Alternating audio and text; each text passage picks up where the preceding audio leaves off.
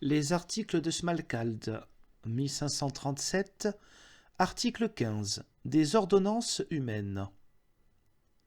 Quand les papistes disent que les ordonnances humaines servent à obtenir la rémission des péchés ou à mériter le salut, c'est là chose non chrétienne et damnée, car le Christ a dit « C'est en vain qu'ils me rendent un culte, puisqu'ils enseignent des préceptes qui ne sont que des commandements d'hommes. » De même, à Tite 1, Aversantium veritatem. De même, quand ils disent que c'est un péché mortel que d'enfreindre de telles ordonnances, ce n'est pas non plus vrai. Voilà les articles qu'il me faut maintenir et que je maintiendrai, si Dieu veut, jusqu'à ma mort. Je ne saurais y apporter aucun changement ni aucune concession.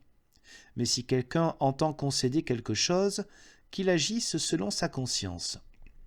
Enfin, il reste encore le sac à malice du pape, plein d'articles insensés et puérils, tels que dédicaces d'église, baptême de cloches, baptême de pierres d'autel et en présence de parrains qui font des donations, etc. Des baptêmes de ce genre sont moquerie et dérision du saint baptême, on ne doit pas les tolérer.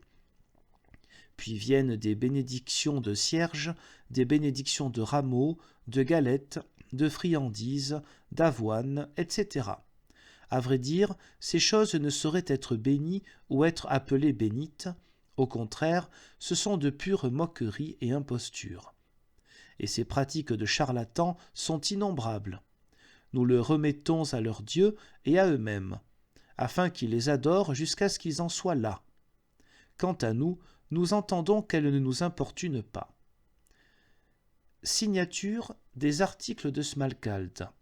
Ont signé le docteur Martin Luther, docteur Juste Jonas de sa propre main, docteur Jean Bugenhagen de Poméranie, docteur Gaspard Kreuziger, Nicolas Amsdorff de Magdebourg, Georges Spalatin d'Altenbourg.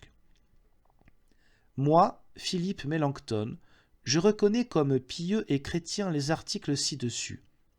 En ce qui concerne le pontife, voici mon avis.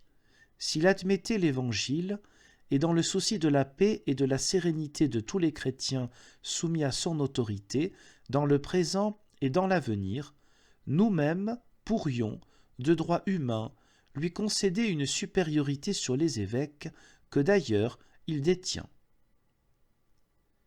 Jean Agricola d'Eisleben, etc.